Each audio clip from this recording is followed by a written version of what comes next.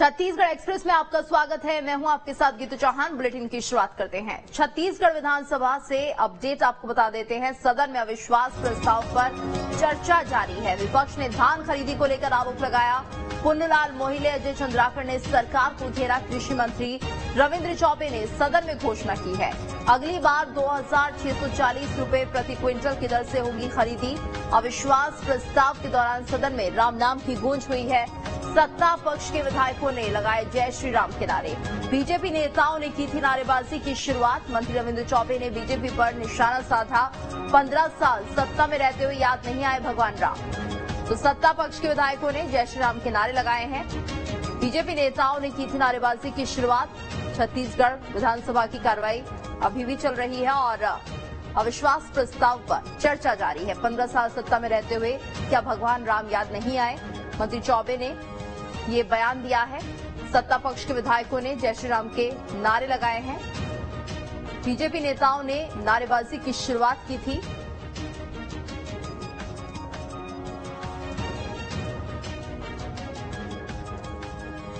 और इस वक्त हमारे साथ संवाददाता अंकुश भी जुड़ गए हैं। अंकुश, तो फिलहाल क्या अपडेट मिल रहा है विधानसभा से?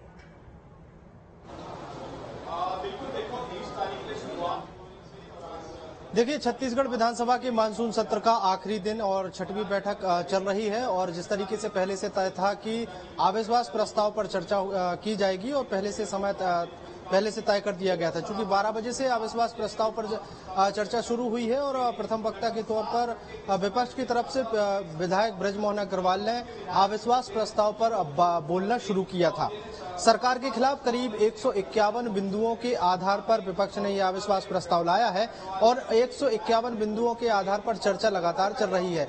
इस दौरान विपक्ष की तरफ से कई तरह के आरोप लगाए गए हैं, चाहे वो कानून व्यवस्था का मामला हो, शिक्षा भर्ती में लेट लतीफी का मामला हो, प्रदेश में जो सरकारी योजनाएं चल रही हैं उन योजनाओं में गड़बड़ी का मामला हो और इसके अलावा जितनी भी केंद्र से जो योजनाएं भेजी गई हैं जिनका क्रियान्वयन प्रदेश स्तर पर नहीं हो पा रहा है, इन तमाम विषयों पर आरोप लगाए गए हैं। और इसके अलावा सबसे महत्वपूर्ण विषय जिसको लेकर विपक्ष इस पूरे अविश्वास प्रस्ताव की रूपरेखा तैयार की गई थी वो है स्वास्थ्य पंचायत एवं ग्रामीण विकास मंत्रालय से स्वास्थ्य मंत्री टीएस सिंहदेव का इस्तीफा देना।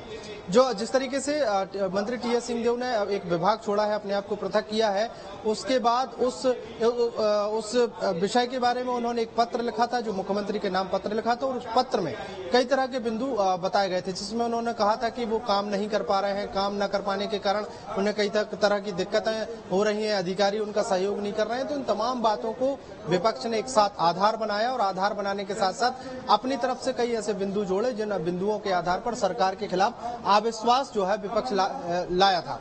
उस अविश्वास के आधार पर अब चर्चाएं चल रही हैं। पक्ष विपक्ष के जो नेता हैं वो आपस में एक दूसरे पर आरोप लगा रहे हैं। विपक्ष के नेता आरोप लगा रहे हैं, सवाल खड़े कर रहे हैं, तो पक्ष के नेता जो है वो उन सवालों का जवाब दे रहे हैं। और जो अविश्वास प्रस्ताव लाया गया है उसको सत्ता पक्ष की तरफ से कहा जा रहा है कि जो विपक्ष आरोप लगा रहा है वो निराधार है, जबकि विपक्ष के जो आरोप है वो बाकायदा पूरी जानकारी के आधार पर सदन के अंदर चर्चाएं चल रही हैं। बिल्कुल। अब इन चर्चाओं के दौरान कई ऐसे विषय हैं जिनको लेकर सत्ता पक्ष और विपक्ष में काफी तनातनी की स्थिति भी देखने को मिली। बिल्कुल अंकुश, और यहाँ पर जिस तरह से जय श्री राम के नारे भी लगाए गए हैं, इसको लेकर भी कई बयानबाजी सामने आई है, क्या कुछ रहा उस दौरान?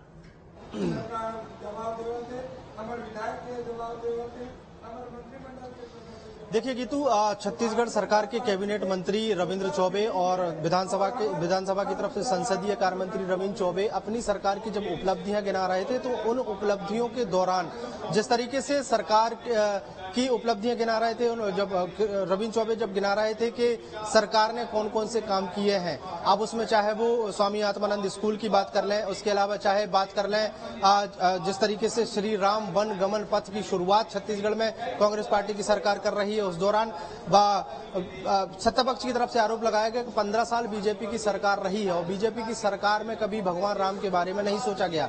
छत्तीसगढ़ में भगवान राम के बारे में ना सोचने के साथ साथ जो एकमात्र एकमात्र कौशल्या मंदिर है, उस मंदिर के बारे में नहीं सोचा गया। बावजूद इसके छत्तीसगढ़ की कांग्रेस सरकार ने राम वन गमन पथ की शुरुआत चंदखुरी से की है, जहां पर माता जानकी का जो है मंदिर है वहां से इसकी शुरुआत की है। इसको लेकर आरोप लगते थे कि पहले कहा जाता था कि बीजेपी के राम, लेकिन अब कांग्रेस कहीं ना कहीं बीजेपी से इस मुद्दे को भी छीन लेना चाहती है और यही कारण है कि कांग्रेस के विधायक जो है भगवान राम के नारे सदन के अंदर लगाते नजर आए और भगवान राम की गूंज के बाद विपक्ष विधायक दल के नेता भी जो है वो भगवान राम की नारे जो है लगाते आए हैं। सदन के अंदर